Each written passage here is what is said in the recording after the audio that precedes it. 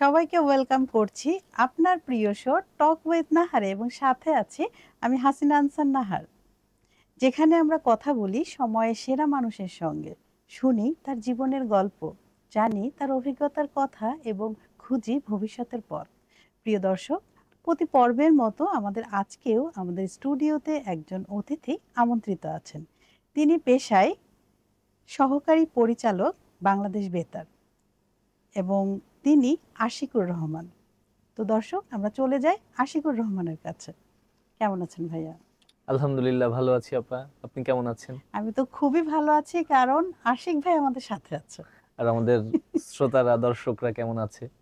হ্যাঁ, নিশ্চয়ই খুব বেশি ভালো আছে, কারণ আমরা দুইজনই তাদের সাথে আছি। জানা যাবে তাদের কমেন্টে। হ্যাঁ, অবশ্যই।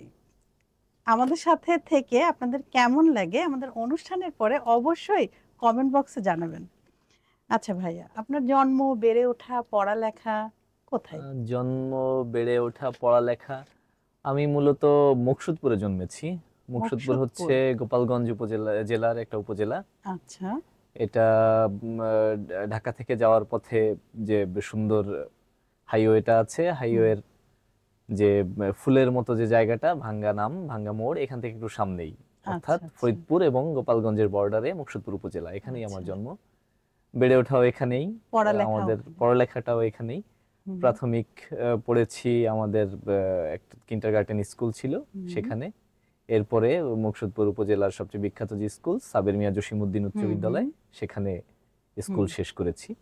এরপরে পড়াশোনা করেছি ঢাকাতে, তারপরে কলেজ শেষ করে পড়াশোনা করেছি জাহাঙ্গীরনগর বিশ্ববিদ্যালয়ে। আর বেড়ে ওঠা, আমরা জাহাঙ্গীরনগরকে বলি দ্বিতীয় জন্মের আতুর ঘর।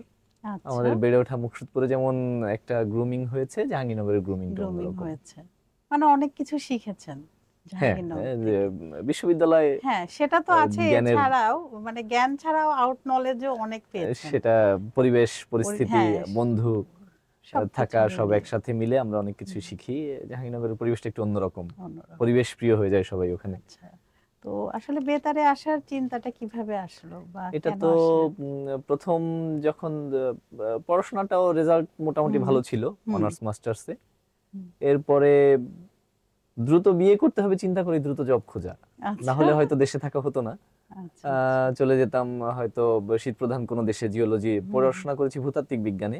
এই শীত প্রধান দেশগুলোতে ভূতত্ত্ববিদের চাহিদা প্রচুর। এর কারণ হচ্ছে শীত প্রধান দেশে সবচেয়ে বড় যে সমস্যাগুলো থাকে তার মধ্যে একটা থাকে ওয়াটার রিসোর্স ম্যানেজমেন্ট। এই কাজটায় জিওলজিস্টদের ডিমান্ড আছে বিশ্বব্যাপী, কিন্তু দ্রুত বিয়ে করতে হবে, এই চিন্তা থেকেই চাকরি খোঁজা, চাকরি শুরু। তা প্রথমে ব্যাংকে চাকরি করেছি, বাংলাদেশ ব্যাংকে, এখানে শুরু। এরপরে আরো দুটো চাকরি করে তারপরে 34তম বিসিএস এর মাধ্যমে এই বাংলাদেশ বেতারে পোস্টেড হয়েছি। আমি 34তম বিসিএস ইনফরমেশন ক্যাডার। বাহ, চমৎকার। তো তরুণ প্রজন্ম আসলে কিভাবে আগাবে? আপনি তো অনেক পড়ালেখা করেছেন, ধাপে ধাপে এগিয়েছেন, বিভিন্ন জায়গায় জবও করলেন, যেমন বাংলাদেশ ব্যাংকে ছিলেন। তো তরুণরা যদি আসতে চায়, তো সেক্ষেত্রে তারা কিভাবে আসবে? তরুণরা, আমাদের বর্তমান তরুণদের কি বলবো, তারা হাইলি এনার্জেটিক, জেনজি তাদের বলে, সবাই জানে এখন এই টার্মটা এখন এতই প্রচলিত, সবাই জানে। তাদের নিজেদেরকে প্রস্ফুটিত করার প্রচুর সুযোগ আছে। শুধু একটা ব্যাপার যে কোথাও নিজেকে হারিয়ে যাওয়ার মতো কোনো কাজ করা যাবে না, নিজে হারিয়ে যাব এমন কোনো কিছু করা যাবে না। আর হচ্ছে তাদের যে লক্ষ্যটা, এটা অটুট থাকতে হবে। এই আমি প্রতিষ্ঠিত হব, এই চিন্তাটা যতক্ষণ একজন তরুণের মাথায় থাকবে, সে কিছু না কিছু করতে পারবে। বাংলাদেশের তরুণ সমাজ খুবই উজ্জীবিত, খুবই এনার্জেটিক, এবং তারা ডিভোটেড যে কোনো কাজে। তাদের মতো মেধাবী ছেলে পেলেও যেমন আমরা খুব কম দেখি, অন্যান্য বিশ্বের ইয়াং যে জেনারেশনটা, তাদের চেয়ে আমাদের ইয়াংরা অনেক বেশি অ্যাক্টিভ এবং অনেক বেশি কাজে তারা নিজে যেমন পরিশ্রম করতে পারে, সেরকম তারা নিজেকে, তাদের গ্রুমিংটা অন্যরকম হয়, তাদের বেড়ে ওঠা, তাদের বোঝা, সোসাইটিকে বোঝা, বাবা মাকে বোঝা, সমাজের সাথে মিলে চলা, এই জিনিসটাই তারা তাদের বাস্তব বুদ্ধি অন্যান্য বিশ্বের অন্যান্য সোসাইটির চেয়ে ভালো। তবে ওই যে কিন্তু ওই যে হ্যাঁ, যেটা যে এখন যেটা সমস্যা যে নিজেকে হুম, নিজে হারিয়ে যাব এমন কিছু করা যাবে না। মানে ওইটা ঝোঁকের মাথায় বাতাসে, মানে এই যে এই ট্রেন্ডটা চলছে, যে ট্রেন্ড অনুযায়ী চলতে গিয়ে অনেক সময় কিন্তু ভুল পথটা বেছে বেছে নেয়। নেয়, হ্যাঁ, এটা এটা করা তো যাবে না। এই জায়গা থেকে কিভাবে, এটা কি আমাদের আসলে গার্জিয়ানরা দেখবে বিষয়টা, যে না আমার এমন ছেলে সেটা নাকি সে নিজেই নিজেকে ঠিক নিজেকে তো করবে? সবচেয়ে বড় কথা কি নিজের সমস্যা অভিভাবকের হুম, সাথে শেয়ার করতে হবে। করতে হবে। এমনও দেখা যাচ্ছে যে গার্জিয়ান প্রচুর সময় দেয় হুম হুম কিন্তু শেষ পর্যন্ত ছেলে বা মেয়ে কোনো একটা ভুল করে। হুম অভিভাবকের ১৫ হুম ১৬ ২০ বছরের যে পরিশ্রমটা হুম এক হুম একই সে নষ্ট করে দেয়, হুম একটা হুম। মানে একটা স্টেপেই নষ্ট হয়ে যাচ্ছে। এটাতে এটা কি আমার যেটা বুঝে মনে হয়, করছে না না না বুঝে? বুঝে তো করছে না, বুঝে তো নিজের ক্ষতি, তো কেউ নিজের করবে ক্ষতি, না, পরিবারের ক্ষতি, বাবা মার এতদিনের পরিশ্রম এটা নষ্ট ঝোঁকে, করে দেয়, এটা মানে ঝোঁকে। ওই যে ট্রল, মানে ট্রেন্ড, হ্যাঁ, এভাবে এটা যেতে এটা হবে। যেটা আর হচ্ছে যে ওই বন্ধু বান্ধব একটা ব্যাপার। হুম, আমার বাচ্চা কার সাথে মিশছে কি করছে তা সেটা খেয়াল রাখা হ্যাঁ অবশ্যই। অবশ্যই গার্জিয়ানের আর এটা দায়িত্ব। যেটা যে সোশ্যাল মিডিয়ার প্রতি যে হুম, আকৃষ্টতা এটা মানে কমাতে হবে। অ্যাডিক্টেড, এটাই মানে বেশি এটাই মনে হয় সব বাবা মার ধ্বংসের মূল অভিযোগ। কারণ আমি বলবো। এটা মনে এবং হয় এখন সব বাবা মার অভিযোগ যে সবার আমার বাচ্চা মোটামুটি মোবাইল, হ্যাঁ, মোবাইলে, মানে মোবাইলে এইটা। সে খেলুক, গেম খেলুক, হ্যাঁ। সে ই করুক, কোডিং করুক, হুম ভালো কাজ করুক, হুম যেটাতে সে নিজে ডেভেলপড হবে। হুম হুম চ্যাট জিপিটির হুম সাথে সে ইংলিশ স্পিকিং করুক, হুম হুম হুম। এরকম এই এই মানে কাজগুলো নিজেকে নিজেকে উন্নত ডেভেলপ করুক, করতে, হ্যাঁ নিজেকে ডেভেলপ ডেভেলপ করুক, করতে গেলে নিজেকে এটা তো স্মার্টার করতে, লাগবে। আরো কারণ নিজেকে আরো এখন, স্মার্টার শো করতে যা করা হ্যাঁ দরকার সেটা সে অবশ্যই, করুক। সে কারণ আরো এখন ফার্নিশড হোক, সে হুম আরো সে পাবলিক স্পিকিং এ আরো হুম থরো হুম হোক, হুম এটা হোক। কিন্তু ওই যে কিছু কিছু আসক্তির গেম যেগুলো, হুম হুম এগুলো খেলে দেখা যায় ৮-১০ জন বন্ধু বসে আছে, ১০ হুম মিনিট পরই তাদের সবার হাতে মোবাইল। হুম এই এই জিনিসটা বাচ্চাদের শৈশব নষ্ট হয়ে যাচ্ছে, তাদের খেলার আগ্রহ কমে যাচ্ছে। খেলতে কিছুদিন আগে একটা রিপোর্ট পড়েছিলাম যে হুম বাচ্চাদের মায়োপিয়ার সমস্যা, এটা হুম ভবিষ্যতে প্রকট হবে, কারণ হুম এখনকার বাচ্চারা দূরে তাকিয়ে দেখে না। হুম আমরা মাঠে খেলতাম, বাউন্ডারি লাইনটা তো অনেক দূরে, হুম ক্রিকেটের পিচ থেকে বাউন্ডারি লাইনটা অনেক দূরে, হুম হুম সেই সবুজের দিকে আমরা তাকালেও যে হুম এইটা নাকি বাচ্চারা এখন এই কনক্রিটের মধ্যে আবদ্ধ হুম থেকে আর এই মোবাইল হাতে নিয়ে হুম। দূরে তাকানো বাচ্চারা ভুলে যাচ্ছে। ও ভবিষ্যৎ মাই প্রজন্ম হয়তো গড। দূরে মায়োপিয়ার সমস্যায় অনেকাংশে আক্রান্ত হবে। তো এই এই এই জায়গাগুলো ধরনের থেকে আসলে কিভাবে বের হয়ে আসতে হবে, এই আপনার জায়গাগুলো মতামতটা থেকে কি? এই মতামতটা তো অনেক বিশেষজ্ঞরা মতামত দিয়ে রেখেছেন যে প্রথম যেটা যে বাচ্চাদের খেলাধুলার ব্যবস্থা করতে হবে, হুম হুম সোশ্যাল বন্ডিংটা গড়ে তুলতে হবে। হুম আমাদের সময় যেটা ছিল, আমরা পড়াশোনা করতাম, আমাদের শুক্রবার ৩টা ছিল হচ্ছে আমাদের স্ট্যাম্প গেড়ে টস হওয়ার টাইম, হুম, মুভি শুরু হতো, একদম। বিটিভি চালু হয়ে মুভিটা ওই শুরু যে হতো। সেই ৩টার সময় শুরু হতো। হ্যাঁ, ৩টার সময় আমরা মুভি একদম শুরু হতো। ধরা বাঁধা ওই নিয়ম হয়ে হ্যাঁ, স্ট্যাচু হয়ে টিভির সামনে বসে রয়েছি। মায়েরা বাবারা হ্যাঁ, এই একটা মুরব্বীরা মানে মুভি দেখতে আনন্দ। বসতো আর আমরা সবাই মাঠে। হ্যাঁ, এই আমাদের রাইট। ছিল আমরা হ্যাঁ, মাঠে, ওই সময় মাটি টস হবে, আমাদের দল ভাগ জায়গাটা হয়ে মাটি, আমরা হ্যাঁ। ক্রিকেট খেলা শুরু করতাম। আচ্ছা। এই এই এই কালচারটা তো এখন একদমই নেই। নেই বললেই চলে। বাচ্চাদের খেলারই জায়গা খুব কম। হুম হুম আর হচ্ছে খেলার জায়গা যাও বাচ্চাদের একটু একটু নিয়ে যাওয়ার সুযোগ থাকে, হুম বাবা মা যারা ঢাকাতে, আমরা আমাদের হুম ওই বাচ্চাকে নিয়ে যাওয়ার সময়টাও খুব একটা চ্যালেঞ্জের হুম ব্যাপার। হুম সারা সপ্তাহ অফিস করে দেখা যায় শুক্রবারে বাবা মা বাচ্চাকে নিয়ে একটু হুম পার্কে যাবে হুম বা খোলা কোনো একটা জায়গায় যাবে বা হুম কোনো এক জায়গায় খেলার জায়গায় একটু নিয়ে যাবে, একটু দৌড়াদৌড়ির জায়গায় নিয়ে যাবে, হুম। ওই এনার্জিটা বাবা মার তখন আর থাকে না। না। এইটা আচ্ছা, একটা এই যে সমস্যা। বাবা মারও তো কিছু গ্যাপ আছে নিশ্চয়ই। তো মানে বাবা মা বোঝে, তারা অনেক ব্যস্ত, ঠিক আছে, কিন্তু বাচ্চাকে সেভাবে প্রপার সময় দিতে হবে। আবার অনেক সময় সময় দিচ্ছে কিন্তু গাইডটা করতে পারছে না। যে তো এইটার এটা সেক্ষেত্রে কি আমার মনে হয় যে মাঝে মাঝে সেমিনার, ওয়ার্কশপ, এই বিষয়গুলো নিয়ে যদি করা হয় সরকারি উদ্যোগে, যে প্যারেন্টসদের এভাবে বাচ্চাকে টেক কেয়ার করতে হবে বা তাদের সাথে এভাবে চলতে হবে, তাহলে কি এটা ভালো হতো?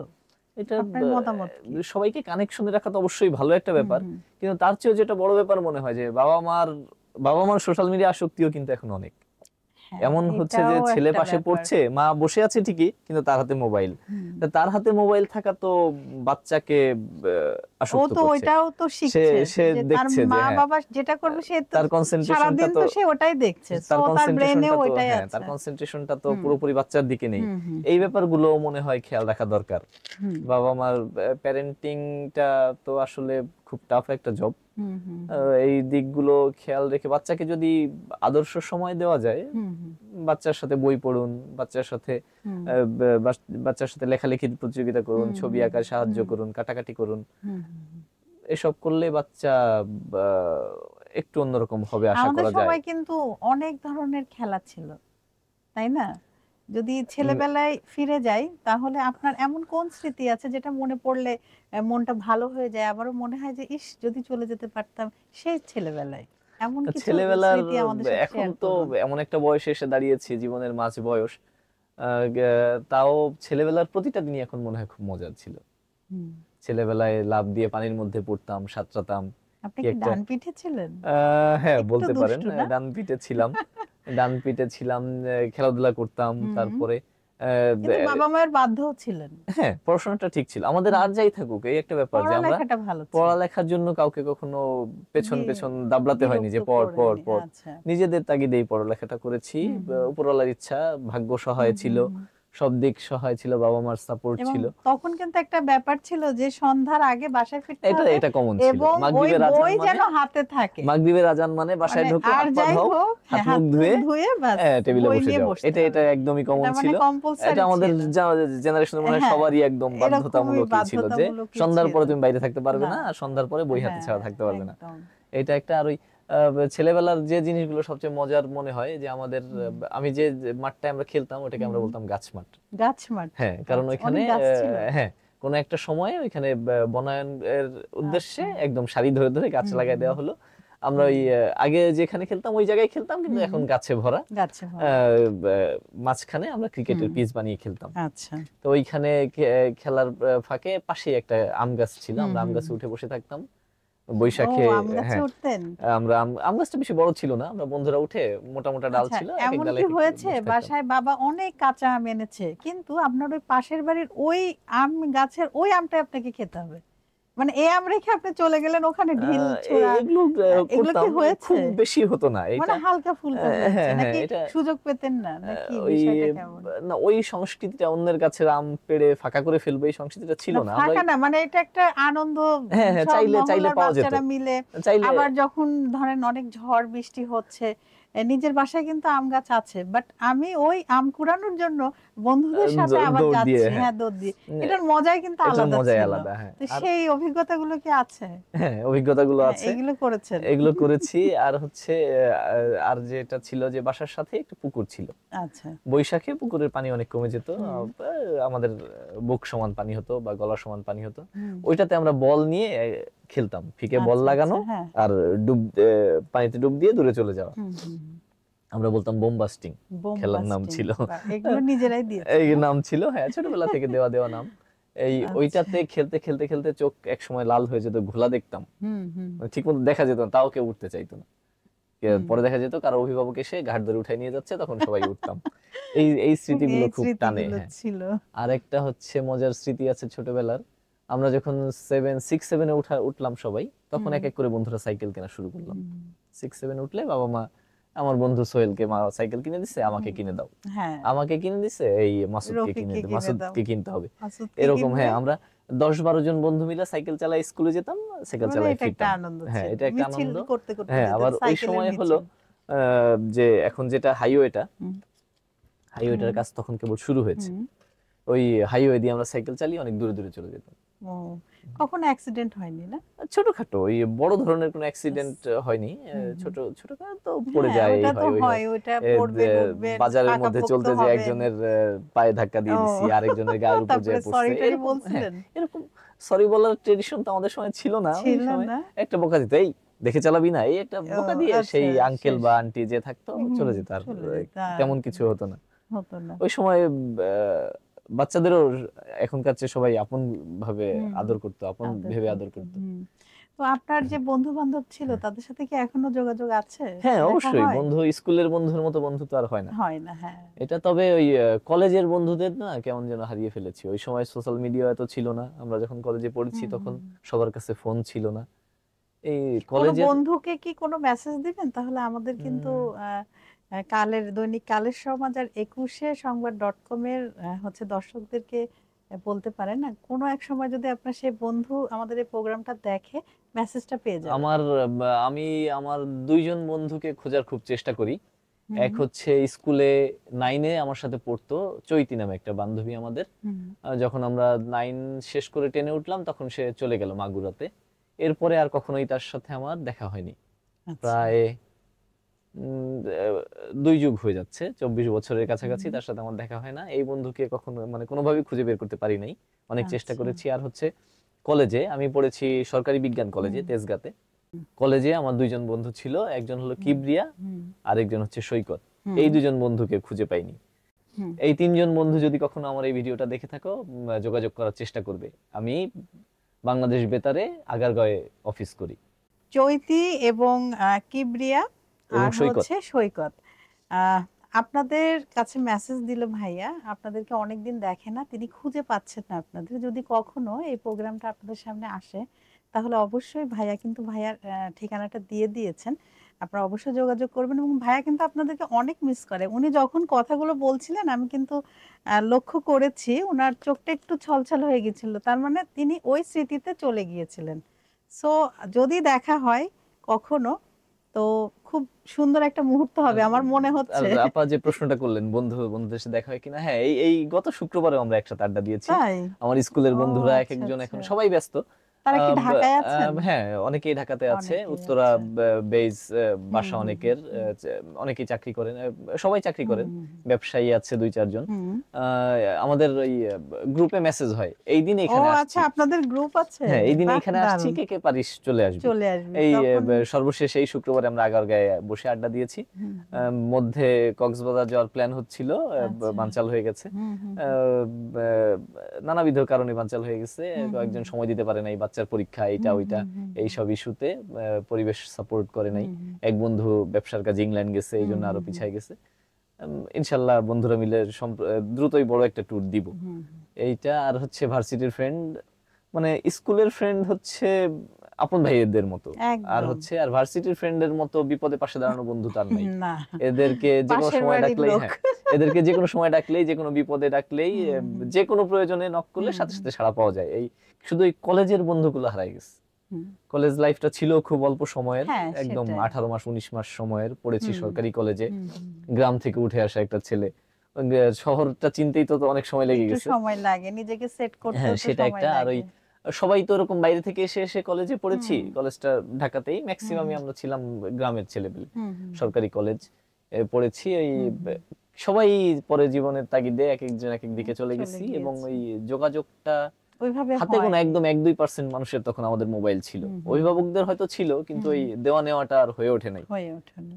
সবাই এই শুধুই কলেজের বন্ধুগুলোকে খুব মিস করি। কলেজে যাদের সাথে একসাথে চলতাম, একসাথে ক্লাস করতাম, তো এদের খুব মিস করি। জীবনের কোন পর্যায়ে এসে আপনার মনে হলো যে নিজেকে একটু চেঞ্জ করতে হবে বা একটু নতুন কিছু করি? নতুন কিছু করি, কৈশোর তো শেষ, আমাদের যৌবনও শেষের দিকে, বৃদ্ধ হয়ে তো যাচ্ছি। তাই না? এই যে এখন বড় সড়ো স্টেপ নেওয়ার সাহস করাটা খুব কঠিন, কারণ হুম পেছনে অনেক বাধা, পরিবার, হুম হুম হুম সোশ্যাল সিকিউরিটি, হুম হুম এইসব কারণে এখন অনেক কিছু করা হয়ে ওঠে না। হুম চাইলেও করে উঠতে পারি না। আর হচ্ছে সারাদিনের ব্যস্ততার পরে নতুন কিছু করে নিজেকে সেট করাটা চ্যালেঞ্জ। একটু চ্যালেঞ্জ। চ্যালেঞ্জ আবার যেটা ওই যে নিউক্লিয়াস ফ্যামিলি, হুম হুম হুম বাসায় সময় দেওয়া, হুম হুম। বাচ্চাকে সময় দেওয়া, স্কুল বাচ্চার মানে অনেক দায়িত্ব হ্যাঁ, আসলে দায়িত্ব এখানে, যেমন আছে, দায়িত্বের জায়গা থেকে ফ্রি টাইমটা পাওয়া খুব টাফ। কঠিন। যদি হুম যেটা মনে হয় যে যৌথ পরিবার যদি থাকতাম, হুম হুম তাহলে মনে হয় এই টাইমটা আবার হুম একার হুম কিছুটা টাইম হুম। পাওয়া যেত। ভবিষ্যৎ পরিকল্পনা কি? ভবিষ্যৎ পরিকল্পনা, একটা ছেলে আছে, ছেলেকে বড় করা, আর ছেলের মার সাথে সুখে শান্তিতে থাকা, এটাই পরিকল্পনা। এটাই ভালো এটাই চাওয়া। পরিকল্পনা, পরিকল্পনা বলতে এটাই কি, পারফেক্ট এটাই পরিকল্পনা। চাওয়া, আর কি কিছু বলেন চাওয়ার নেই। দর্শক? আশিক ভাইয়ের পরিকল্পনার সাথে আমি একমত। এটার বাইরে আপনারা কি একমত? যদি একমত হয় তাহলে অবশ্যই আমাদের এই পোস্টের কমেন্ট বক্সে জানাবেন। ভিন্ন মত থাকলেও জানাবেন। আমাদের জন্য হ্যাঁ কোনো পরামর্শ যদি হ্যাঁ, থেকে থাকে, পরামর্শ যদি আমরা আশিক ভাইয়ের জন্য বা হ্যাঁ আমাদের জন্য থেকে থাকে থাকে আমরা দেখলাম। সেটাও জানাবেন। আমরা এটা ওইটা একটা ব্যাপার। হ্যাঁ, ব্যাপার ওই হলো চাওয়াটা ওইটাই যে ওইটাই। দিনগুলো যেন সুখে কাটে। হ্যাঁ সেটাই, সবাই সুখে শান্তিতে বসবাস করতে চায়। এবং আমরা অনেক সময় সিনেমায় দেখি যে মানে অনেক ঝামেলা হলো হয়েটে লাস্টে গিয়ে সব নায়ক মিটমাট হয়ে নায়িকা, নায়ক সুন্দর একটা নায়িকা গান হলো, একটা গান সুন্দর হলো, একটা বাস দি এন্ড হয়ে গেল। একটা গান হলো, যতই দেন হলো। এন্টি হিরো আসুক, ভিলেন আসুক, খলনায়ক আসুক, মানে কেমন কেমন করে যেন জীবনটা সব সেট হ্যাঁ। হয়ে গেল। সেটাই। তো ভাইয়া আমরা কিন্তু কথা বলতে বলতে এখন আমরা র্যাপিড ফায়ার সেগমেন্টে চলে এসেছি টক উইথ নাহারের। আপনি প্রস্তুত আছেন তো? একটু নড়ে চড়ে নার্ভাস। ওঠেন। হ্যাঁ, প্রস্তুত আছি ইনশাআল্লাহ। হ্যাঁ, সমস্যা নেই। জি। মেহুনা আমি আছি তো। এখন আচ্ছা, রেডিও না টিভি? কোনটা ভালো লাগে? রেডিও। প্রিয় বাংলা শব্দ? ভালোবাসি। বাহ! ঢাকার প্রিয় জায়গা? ঢাকার প্রিয় জায়গা এটা নির্বাচন করা একটু কঠিন। কারণ হচ্ছে অনেকগুলো প্রিয় জায়গা আছে। আচ্ছা। ঢাকার টিএসসি তে বসে আড্ডা দিতাম। হুম, এটা একটা অনেক স্মৃতি না জায়গা ছিল। টিএসসি তে? হ্যাঁ, টিএসসি তে অনেক স্মৃতি আছে। তারপরে হচ্ছে আমরা একসময় বন্ধুরা মিরপুর ১০ নম্বরে আড্ডা দিতাম। মিরপুর ১০ আচ্ছা, নম্বর মানে তখন একেকটা এতটা পয়েন্ট ছিল আপনাদের হ্যাঁ, হ্যাঁ, তখন আড্ডাতে। এতটা ব্যস্ত ছিল না। আচ্ছা। তারপরে হচ্ছে ১ম দিকে এসে মগবাজারে একটা জায়গায় থাকতাম স্কুলের বন্ধুদের সাথে, বড় ভাইদের সাথে। ওইটা একটা প্রিয় জায়গা ছিল। এরকম আছে। মোটামুটি হ্যাঁ, কয়েকটা পয়েন্ট আছে হ্যাঁ। আপনার। কিন্তু এই জায়গাগুলো না এখন আর আগের মতো নেই। সেই অস্তিত্ব অনেক নেই। সেই ঘিঞ্জি এখন হয়ে মিরপুর গিয়েছে। ১০ নম্বরে দাঁড়ানোই যায় না। আমি দাঁড়িয়ে হ্যাঁ, থাকলে লোকজন আমাকে ধাক্কায় নিয়ে চলে যায়। সেটাই। এটা খুব একটা হুম। কষ্টের জায়গা যে আপনি চা না কফি প্রেমী? চা। ছুটির দিনে কি করেন? ছুটির দিনে দিনের অর্ধেক কেটে যায় ঘুমিয়ে। সারা আহা! সপ্তাহের ক্লান্তি ঘুমিয়ে পরে মধ্যে কিছুদিন শুরু করেছি ছেলেকে নিয়ে সাঁতরাতে যাই। ছেলেকে সাঁতার শেখানোর চেষ্টা করছি। হুম। নিজে এটাতেই কি সাঁতার পারেন? হ্যাঁ, আমি খুব ভালো সাঁতারু ও ছিলাম। আমি আচ্ছা, আচ্ছা। সাঁতারে বহুবার চ্যাম্পিয়ন। বাহ! স্কুলে, চমৎকার। তারপরে আমাদের সরকারি কর্মকর্তাদের একটা ট্রেনিং ইনস্টিটিউট আছে আচ্ছা, পিএটিসি। আচ্ছা। পিএটিসি তে সাঁতার চ্যাম্পিয়ন। কার কাছ থেকে শিখেছিলেন? বাবাই শিখিয়েছে ছোটবেলায়। মনে আছে আচ্ছা। নারকেল দিয়ে ২টা নারকেল একসাথে জোড়া করে বেঁধে আব্বা সাঁতার শিখিয়েছিল। তাই? হুম। ওয়াও! কোন দেশ ভ্রমণের স্বপ্ন দেখেন? উম মালদ্বীপ ভ্রমণের স্বপ্ন দেখি এখন। তাই? হ্যাঁ। কারণটা কি? দ্বীপ বা সাগর সবসময় ও টানে। আপনার কক্সবাজার নদী, সাগর এগুলা অনেক না পছন্দ। পাহাড়ও টানে, আবার মানে বনও টানে। প্রাকৃতিক কিন্তু জায়গাগুলো আমার টানে। কাছে যেটা মনে হয় যে কক্সবাজার জায়গাটা এমন আপনি যতবারই যান ক্লান্তি লাগবে না। হুম, হুম, আপনি আর কক্সবাজার অন্য কোথাও গেলে আপনি ধরেন রাঙ্গামাটি গেলেন। আপনার তো একেক পাহাড়ে যেয়ে ঘুরতে হবে। হুম, হুম, কিন্তু কক্সবাজারে আপনি শুধু একটা কট নিয়ে বসে থাকলেই হুম। আপনি পুরোপুরি রিফ্রেশ হয়ে ৩ দিন পর ঢাকায় ফিরতে পারবেন। বাহ! এই জিনিস মানে সমুদ্র ছাড়া মনে হয় কেউ আপনাকে দিতে পারবে না। আপনি সম্ভব না। যেখানেই যান, চা বাগানের মধ্যে সিলেটে চা বাগানে যান, হ্যাঁ, চা বাগানে একটা সময় যখন রোদ কমে আসে হুম। অথবা জ্যোৎস্না রাত হয়, সেটা একটা আনন্দ। কিন্তু সারাদিন আপনি আনন্দটা কিন্তু পাবেন না। যখন ভয়ানক গরম, রোদ, ওই সময় আপনি না পারবেন বন্ধুদের নিয়ে হাঁটতে, না পারবেন ঘুরতে। হুম। চা বাগানে ওই লিমিটেড টাইমটা আপনার ভালো লাগে। আবার চা বাগানে আপনি ২ দিন দেখবেন, তারপরে দেখবেন কেমন যেন একই লাগছে। ওই একই জিনিস হ্যাঁ, তো। একই লাগছে, ওই ভালো যে যেমন লাগছে না। আমরা সকালে ঘুম থেকে উঠেই ব্রাশটা করি, দাঁত ব্রাশ করি, তারপরে কিন্তু নাস্তা খাই। কিন্তু কক্সবাজারটা কিন্তু এমন না। এমন আপনি না। কক্সবাজারে আপনি যতবার যান, যতক্ষণ থাকেন, নতুন, যা নতুন, থাকেন, নতুন আপনি সব না? বসে থেকেই ৩ দিন পার করলেও আপনার বিরক্তি লাগবে না। এইজন্য আচ্ছা। টানে। আর ওই গরিব ছাপোষা কর্মচারী তো মালদ্বীপটা এখন তাই মালদ্বীপটা টানছে। টানে। ও হ্যাঁ। আচ্ছা, আচ্ছা, সমস্যা নেই। আশিক ভাই যখন মালদ্বীপ ভ্রমণ করবেন অবশ্যই আমাদেরকে জানাবেন। আমাদের দৈনিক কালের সমাজ এবং 21সংবাদ.com এর দর্শকরা আমরাও আশিক ভাইয়ের সাথে মালদ্বীপ ভ্রমণে যাব। ঠিক আছে ভাইয়া? ইনশাআল্লাহ মালদ্বীপ ভ্রমণ করতে পারলে ইনশাআল্লাহ। আপনাদেরকেও ভ্রমণের সবকিছু হ্যাঁ, দেখাবো। অবশ্যই। কথা কিন্তু দিয়ে কথা গেলেন। দিলাম। হ্যাঁ, নিশ্চিত কথা দিলাম। কথা দিলেন, এই কথাটা রেকর্ড থাকলো এবং দর্শক আপনারাও কিন্তু আশিক ভাইকে চিনে রাখেন। ইনশাআল্লাহ দেখাবো। হ্যাঁ, তো আপনার প্রিয় আরজে বা উপস্থাপক কে? ভূত এফএম শুনতাম একসময় খুব। তাই? হ্যাঁ, ভূত এফএম শুনতাম। আচ্ছা। আ আর হচ্ছে লাভগুরু শুনতাম, আরজে কিবরিয়া। লাভগুরু। আ হুম। এছাড়া অন্যান্য আরজেদের এখন না ওই শোনা হয়ে ওঠে না। তারপরে খুব ভালো, ভালো পর্যায়ের ছেলেমেয়েরা এই হুম, কাজে আসছে। হুম, তারা তাদের শো গুলো খুব জমজমাট। হুম, কিন্তু আমরা আসলে ব্যাকডেটেড হয়ে গেছি আর হচ্ছে ওই কাজের চাপে কানে হেডফোনটা দিয়ে যে এফএম শুনবো, হুম, এই সুযোগটা আসলে দুর্ভাগ্য আমাদের। এই সুযোগটা করে সেটাই। উঠতে পারি না। হুম। সকাল না রাত কোনটা বেশি প্রোডাক্টিভ আপনার জন্য?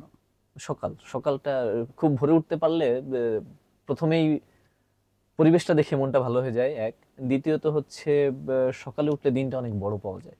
সারাটা দিন অনেক এবং লম্বা থাকে। মানে কাজের অনেক অনুপ্রেরণাও পাওয়া অনেক যায়। মনে হয় যে অনেকগুলো রিফ্রেশ কাজ লাগে। করে হ্যাঁ, ফেলতে রিফ্রেশ পারবো। লাগে হ্যাঁ, সেটাই। রাইট। রাতে হচ্ছে ছাত্র জীবনে রাতে পড়াশোনাটা ভালো হতো। কিন্তু এখন রাতে আর কাজ করে এখন কাজটা তো দিনের আর বেলা পড়াশোনাও ওইরকম পড়াশোনা নেই। করার সুযোগ নাকি হয়ে ওঠে না। করেন? মাঝে, বই মাঝে তো পড়ি, একটু বই পড়া একটু হয়। একটু পড়ি। হুম, আর হচ্ছে আগের মতো হয় না। হুম। নিজেকে গড়ার জন্য পড়া হয়ে উঠছে না। না, এমনি এখন বিনোদনের জন্য কিছুটা পড়ি। বিনোদনের জন্য। মাইক্রোফোন না ক্যামেরা?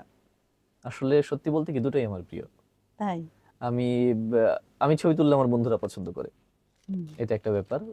এমনও হয় যে বন্ধুরা শুধু বন্ধু না, কলিগও, আমার পর্যায়ের যে বিভিন্ন ক্যাডারের কলিগ বন্ধুরা আছে তাদের সাথেও কোনো প্রোগ্রামে একত্রিত হলে কারো ডিএসএলআর সেটা আমার হাতে ধরায় দেয়।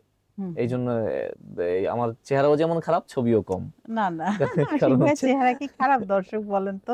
কারণ হচ্ছে ওই আমার বন্ধু বান্ধবীরা এমনও দেখা গেছে 2টা ডিএসএলআর আমার ঘাড়ে, আচ্ছা গলা থেকে ঝুলছে, আচ্ছা, ছবি তুলিস, হ্যাঁ। আমার দিদি বলে ছবি তুলিস। মানে আপনাকে দেখলে আমাকে ছবি আমাকে তোলা মনে হয়, ওই কিভাবে যেন ওই ঠিকই আমার প্রচার হয়ে আমার গেল হাতে দিয়ে দেয়। যে আপনি ভালো হ্যাঁ, ছবি তুলতে পারেন। খুব এটাও তো একটা প্রতিভা, সবাই তো ছবি ভালো ওই তুলতে পারে না। লাইট সেন্সটা থাকলেই মনে হয় তোলা যায়, যে হয়ে কোন যাবে। দিকে লাইট সেন্স আর ফ্রেমিং সেন্সটা, এই দুটো হলে হয়ে যায়। ছবি তুলতে আকর্ষণ ছিল ছোটবেলা থেকেই, তুলতাম, ভালো ছবি তুলতে পারি বলবো না, কিন্তু তুললে বন্ধুরা পছন্দ করে। এমনও হয় যে আমার পাশে একজন তুলছে, সে বলছে না তুই তুল, তোরটা ভালো হবে। আর জীবনের মাইক্রোফোন যেটা বললেন, আমার গলা সুন্দর না, কিন্তু কাজ করি এখন মাইক্রোফোন নিয়ে, মাইক্রোফোনের প্রতি আলাদা একটা ভালোবাসা আছে, চলে এসেছে। সেটা যেমন পেশা, নেশা নেই কিন্তু পেশার কারণে মাইক্রোফোনের প্রতি ভালোবাসাটাও আছে। বাহ, দারুণ। আমরা অনেক সুন্দর চমৎকার একটি সময় কাটালাম আশিক ভাই। আমরা কিন্তু কথা বলতে বলতে অনুষ্ঠানের একদম শেষ দিকে চলে মনে এসেছি। হচ্ছে না এত সময় কথা না, বলেছি, খুব মনে ভালো সময় হ্যাঁ, আমি কেটেছে। নিজেও ভাবছি যে কিভাবে চলে গেল। তো আশিক ভাই, আমাদের এই অনুষ্ঠান টক উইথ নাহার এসে আপনার কেমন লাগলো? আমি ইমপ্রেসড, এরকম একটা অনুষ্ঠানে আমাকে আমন্ত্রণ জানানো হয়েছে, এটা আমার জন্য সৌভাগ্যের। আমি লাকি যে আপনার সাথে একটা শো করতে পারলাম। আর সবচেয়ে বড় ব্যাপার যে বলার সময় তো খুব কম, আড্ডার মাধ্যমে দর্শকদেরকে কিছু বলা, আপনার সাথে কথা বলা, সবার সাথে একটা ইন্টারাকশনে যেতে পারা, সৌভাগ্যের ব্যাপার। ধন্যবাদ আপনাকে এবং এই কালের সমাজ এবং একুশে সংবাদ.com কে অনেক অনেক, আবার বলি না, হ্যাঁ, ধন্যবাদ আপনাকে, সেই সাথে কালের সমাজ এবং একুশে সংবাদ.com এই কর্তৃপক্ষ যারা আমাকে আমন্ত্রণ জানিয়েছেন, সবাইকে ধন্যবাদ। আপনাকে অনেক ধন্যবাদ। আপনি আপনার ব্যস্ত সময় থেকে সময় বের করে আমাদের স্টুডিওতে এসেছেন। আবারও নতুন কোনো আয়োজনে আপনার সাথে আমাদের দেখা হবে। ভালো থাকবেন। দেখা হবে দর্শক, আপনাদের সাথেও দেখা হবে। হ্যাঁ, এবং কমেন্টের মাধ্যমে সবকিছু তথ্য, সরি ভাই একটু উঠিয়ে দেন। এবং দর্শক, কমেন্টের মাধ্যমে আপনারা অবশ্যই জানাবেন, ভাইয়ার বিশেষ বিশেষ কিছু কথা ছিল কিন্তু সে বিষয়গুলো নিয়ে। তো দর্শক, আপনারা যারা এতক্ষণ আমাদের সাথে ছিলেন, আপনাদের সবাইকে অসংখ্য ধন্যবাদ। আবারও নতুন কোনো অতিথিকে নিয়ে আপনাদের সবার মাঝে আমি হাসিনা আনসার নাহার উপস্থিত হব। ততক্ষণ পর্যন্ত আপনারা সবাই ভালো থাকবেন, সুস্থ থাকবেন এবং আমাদের সাথে থাকবেন। আল্লাহ হাফেজ।